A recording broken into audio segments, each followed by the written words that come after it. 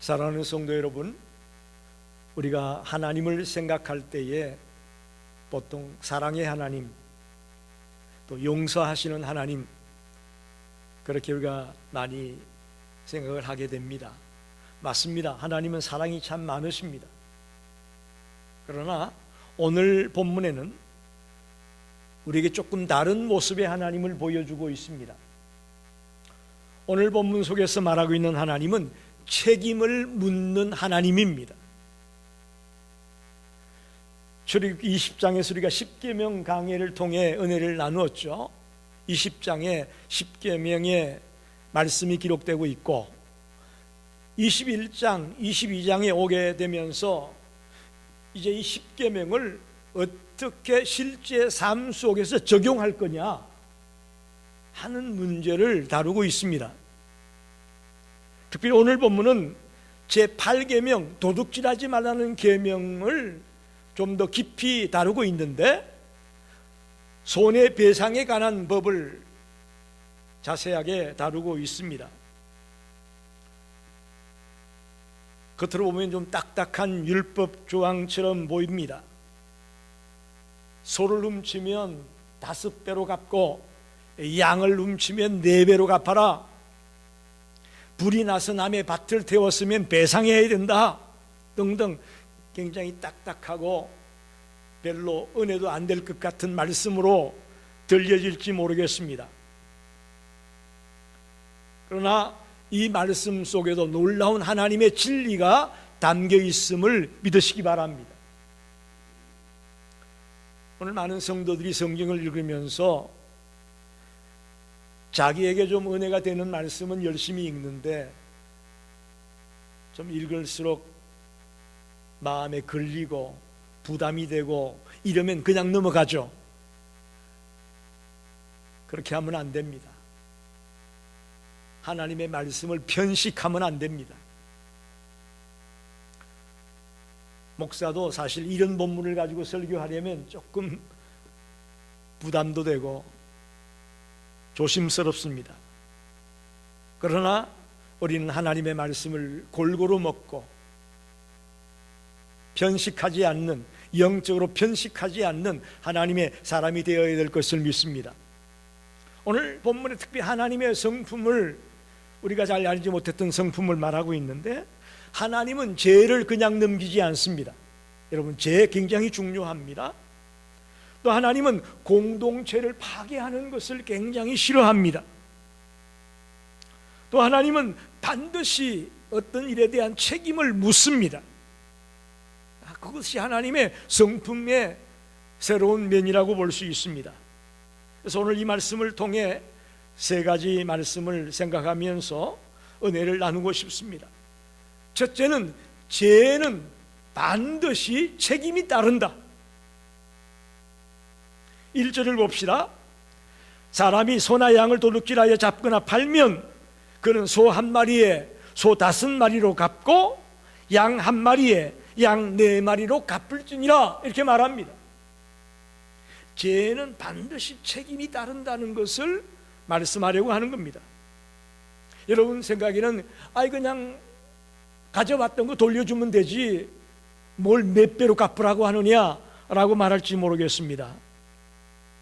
하나님은 단순히 원상복구하는 것으로 끝나지 않습니다. 왜 그럴까요? 도둑질은 물건만 빼앗는 것이 아닙니다. 인간관계에 있어서 신뢰를 깨뜨리는 행위입니다. 공동체의 질서를 무너뜨리는 심각한 죄인 것입니다. 그래서 하나님은 가져온 것 돌려주는 것으로 끝나는 것이 아니라 5배로 4배로 갚으라고 요구하고 있는 것이죠. 사실 소 1마리는 가난한 농부에게 생계와 같은 매우 중요한 것입니다. 양 1마리는 그 집에 있는 유일한 재산일 수도 있습니다. 그걸 훔쳤다는 것은 그 가정을 뒤흔드는 일이고 그 가정을 심각한 어려움에 직면하게 만드는 행위입니다. 한 성도가 작은 비즈니스를 시작을 했습니다. 그랬더니 같은 교회 다니는 집사님이 와가지고 물건을 사면서 내가 지금 돈이 없으니까 이거 외상으로 좀 달라. 내가 한 2주 뒤에 갚을 수 있겠다. 그래서 같은 성도니까 외상으로 줬어요. 그런데 2주가 지나고 한 달이 지나도 갚을 생각을 안 하는 거예요. 금액은 얼마 되지 않습니다. 그런데 같은 성도고 그 교회 다닌 집사가 되다 보니까 그것 때문에 마음의 상처를 받은 거예요. 속으로 생각하기를 세상 사람도 아니고 교회 집사님이 이럴 수가 있어 라는 마음이 들기 시작한 거죠. 같이 교회에서 만나면 얼굴이 서로 붉어지고 안색이 어색해지고 비록 작은 돈이었지만 신뢰가 깨지고 말았다 그런 말입니다. 여러분, 하나님은 그것을 그냥 넘기지 않습니다. 단순한 돈 문제가 아니고 신뢰의 문제이기 때문에 이 문제를 중요하게 다루고 있음을 기억하시기 바랍니다. 째째하게 그거 갖고 뭐 그래, 여러분 그렇게 말하면 안 됩니다. 하나님은 인간관계의 신뢰를 깨뜨리는 것을 매우 심각한 죄로 보고 있습니다. 그래서 하나님은 그냥 가져온 거, 훔쳐온 거 돌려주고 말하지 않고 책임을 져! 너 행위에 대한 책임을 져야 된다라고 말하는 거죠. 여러분, 하나님은 죄를 가볍게 여기지 않습니다. 독생자 예수 그리스도를 십자가에 못 박혀서 죽기까지 하는 이유는 왜 그럴까요? 죄를 가볍게 여기지 않기 때문에 그런 거예요. 그걸 아셔야 돼요, 여러분이. 우리는 받은 것만 생각하고 주님의 은혜로 내가 죄 사함 받아서 죄를 가볍게 여기면 안 돼요. 나의 그 사소한 죄 때문에 주님은 십자가에 피 흘려 돌아가셨다는 사실을 우리는 놓쳐서는 안 되는 거죠. 그러나 오늘 세상 사람들은 쉽게 책임을 회피합니다. 나 몰랐어.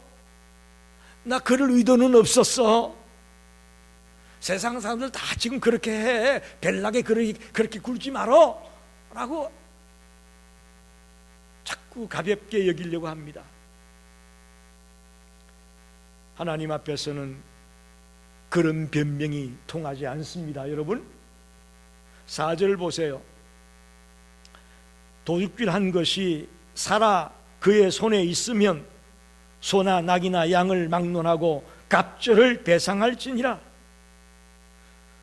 훔친 것이 아직 살아있으면 갑절을 배상해야 되고, 즉 하나님은 감정적으로 처리하지 않습니다.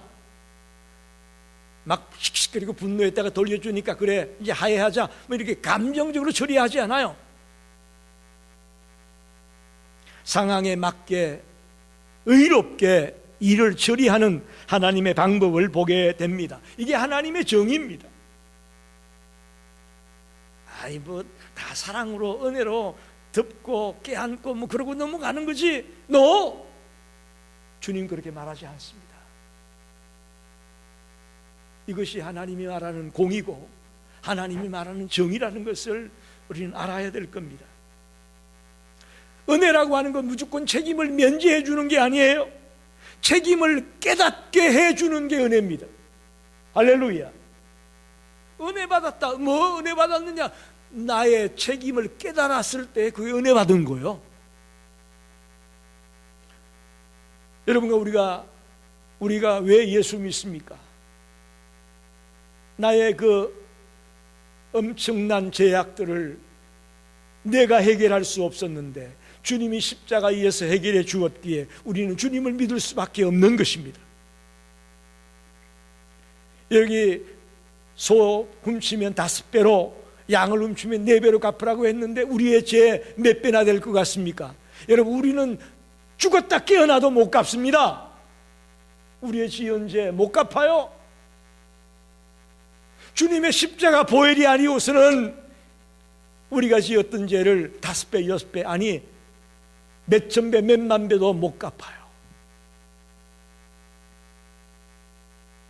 그 빚을 갚아줄 수 있는 분, Jesus Christ, 예수 그리스도밖에 없음을 믿습니다. 그래서 우리가 주님을 믿는 거예요. 신앙인들은 책임을 가볍게 여기는 사람이 아닙니다.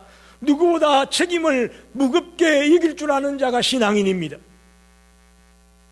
가정에서도 부부간에 갈등이 있고 다툼이 있을 때에 예를 들면 말로 상처를 주고 아픔을 줄 때가 많잖아요. 그러면 그냥 지나가는 말로 나 그런 의도가 아니었어 라고 가볍게 넘어가지 마시고 진정으로 사과하세요. 내가 여보 잘못했어. 내가 함부로 얘기해서 상처를 줘서 미안해. 정식으로 사과를 해야 되지 그럴 의도 아니었으니까 그냥 넘어가 하면 안 된다는 거예요. 교회 안에서도 마찬가지입니다. 인간들이 모였다 보니 교회 안에서도 문제가 있을 수 있죠. 특히 말이 상처를 줄 때가 많잖아요. 그럴 때 아유 뭐 나 그런 의도 아니었으니까 그냥 가볍게 넘어가. 아니에요. 주님이 원하는 건 그거 아닙니다. 내가 만약에 내 말 때문에 공동체를 흔들고 인간관계에 상처를 주고 아픔을 줬다면 책임을 져야 됩니다. 하나님은 그 책임을 묻고 있습니다. 죄에 대해서는 반드시 책임을 묻습니다. 두 번째는 부주의나 무관심도 책임을 져야 된다 이렇게 말합니다. 무슨 말이냐면 5절 봅시다.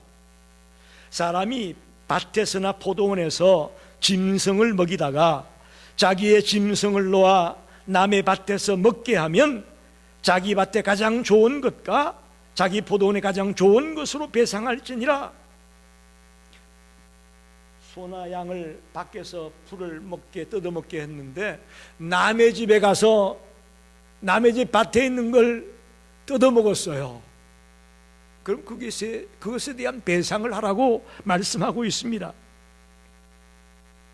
또 6절에는 불이 나서 가시나무에 댕겨 낯가리나 거두지 못한 곡식이나 밭을 태우면 불러온 자가 반드시 배상할지니라. 농사 짓는 분들이 가끔 이런 봄이 되면 태우잖아요. 그게 다 농사가 잘 되기 위해서 태운다고 하는데 자기 밭 땅만 태우려고 태웠는데 바람이 불어가지고 옆에 땅까지 다 태워버렸어. 그 실수죠. 무관심이었죠. 그러나 반드시 배상해야 된다고 말하고 있습니다. 부주의와 무관심으로 인한 것도 책임을 져야 된다라고 말합니다. 그런데 우리는 어떻습니까? 그 고의가 아니었어. 실수로 그런 거니까 그냥 넘어가자. 짐승 잘못 풀어놨을 뿐이야. 내가 여기만 태우려고 했는데 조금 바람 불어서 태운 거야 하고 가볍게 넘기려고 합니다. 그러나 하나님은 배상하라고 말합니다. 여러분, 이것이 하나님의 공동체의 윤리입니다. 의도가 없었어도 피해를 입혔다면 책임을 져야 된다는 것입니다. 오늘 많은 교회들이 사소한 일 때문에 심각한 문제로 번지는 경우가 많죠. 어떤 분이 아무개 성도님 사업이 어렵다고 하더라 이런 얘기를 했어요. 그런데 한 사람 걸러, 두 사람 걸러, 세 사람 걸러 가면서 어떻게 부풀려졌느냐? 그 사람 사업이 망한대. 그렇게 되는 거 아니에요 원래. 지금 좀 어려워 그랬는데 두 사람, 세 사람, 네 사람 걸러가다 보니까 부풀려가지고 그 사람 망한대 된 거예요. 근데 우리는 나는 들은 말을 전한 것뿐이라고 생각하면서 나는 잘못이 없다고 생각합니다. 난 고의가 없어서 들은 얘기한 것뿐이야. 그러나 그 일을 당한 가정의 상처는 이루 말로 표현할 수 없는 큰 상처가 있다는 것을 우리는 압니다. 여러분, 이게 바로 불이 번진 거예요. 저는 그렇게 봅니다. 불이 번진 게 뭐냐? 이게 바로 불이 번진 거예요. 하나님은 말씀합니다. 불을 낸 자는 반드시 배상해야 된다. 아이고, 일부러 그런 것도 아닌데 사람이 냉정하게 그렇게 얘기하냐? 아니에요. 하나님은 그 결과에 대해서 어떻게 할 거냐라고 우리에게 묻습니다. 여러분, 신앙이라는 것은 우리의 의도만 깨끗하다고 되는 게 아니에요. 우리 행동의 결과까지 책임지는 것이 신앙입니다. 즉, 가정도 매우 중요하다는 것을 알아야 돼요. 결과만 놓고 말하면 그건 신앙인의 모습은 아닙니다.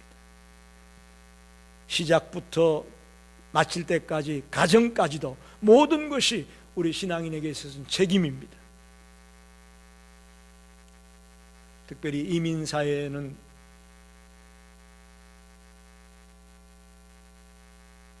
작은 사업을 하면서 계약을 맺게 되는데, 그렇게 철저하게 계약들을 맺지 않아서 쉽게 계약이 깨지고 신뢰를 잃어버리는 경우가 있습니다. 우리가 남의 얘기를 우습게도 여기고 가볍게 들어서 신뢰를 깨뜨려서는 안 됩니다. 교회 안에서 우리가 맡은 책임들이 다 있지 않습니까? 안내위원으로, 또 헌금위원으로, 또 주일날 성도를 친교를 위해서 음식을 준비하는 것 등등 우리에게 다 주어진 책임들이 있습니다. 그럴 때에 우리는 내가 바빠서 못했어요 라는 말로 가볍게 넘어가서는 안 됩니다. 하나님이 나에게 맡겨준 일이라는 사실을 알고 그 일에 최선을 다하고 책임을 지려고 애써야 될 것입니다. 부주의는 간계를 태우는 불과 같습니다. 한 번 번지면 쉽게 꺼지지가 않습니다. 오늘 저와 여러분에게 하나님이 묻습니다. 내 자유가 다른 사람에게 상처가 되지는 않았느냐? 내 말이 다른 사람의 마음을 아프게 하지는 않았느냐? 라고 묻습니다. 여러분, 이 질문 앞에 난 잘못이 없습니다 라고 말할 자가 여기 있나요? 그런 주님의 질문을 들었을 때에 주님, 제가 잘못했습니다, 제가 어리석었습니다 라고 회개하며 돌아올 수 있는 저와 여러분이 되기를 원합니다. 나는 잘못이 없어요, 다들 그렇게 하는데 뭐 하면서 주님의 질문 앞에 나는 잘못이 없다라고 답변하는 자가 되지 말고, 혹시 나 때문에, 나의 말 한마디 때문에 상처받은 자가 있습니까? 주님, 제가 잘못을 구합니다, 용서해 주십시오 하면서 있는 그대로 내 자신을 주님 앞에 내어놓는 자가 되기를 간절히 축원합니다. 마지막 세 번째는 하나님은 은밀한 일까지 다루시는 하나님입니다. 7절에 보면 이런 말씀이 나옵니다. 사람이 돈이나 물품을 이웃에게 맡겨 지키게 하였다가 그 이웃집에서 도둑을 맞았는데 그 도둑이 잡히면 갑절을 배상할 것이요. 어디 여행을 떠나면서 자기 집에 있는 돈이나 물품을 옆집에, 이웃집에 맡겼어요. 그런데 하필 그 이웃집에 도둑이 들어가지고 그 물건을 잃어버렸다고 말합니다. 그런데 도둑이 잡히면 갑절을 갚아야 된다 그렇게 말하죠. 그런데 도둑을 잡지 못하면 어떡하느냐? 8절에 도둑이 잡히지 아니하면 그 집 주인이 재판장 앞에 가서 자기가 그 이웃의 물품에 손댄 여부의 조사를 받을 것이며 이렇게 말합니다. 재판장 앞으로 나가야 된다. 즉 이 말은 하나님 앞에 나아가 심판을 받아야 된다라고 말하는 것입니다. 왜 그럴까요? 우리 인간들은 보지 못하지만 하나님은 보고 계시기 때문이라고 저는 믿습니다. 사람의 눈을 속일 수는 있지만 하나님의 눈을 속일 수는 없습니다. 그래서 도둑을 못 잡게 되면 재판장 앞에 가서 심판을 받아야 됩니다. 즉 하나님 앞에 가서 심판을 받아야 됩니다. 오늘 세상은 불신으로 가득 차 있습니다. 사실 옆에 있는 사람을 믿는다는 게 쉽지가 않습니다.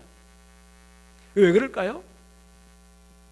인생들이 하나님을 두려워하지 않기 때문에 그렇습니다.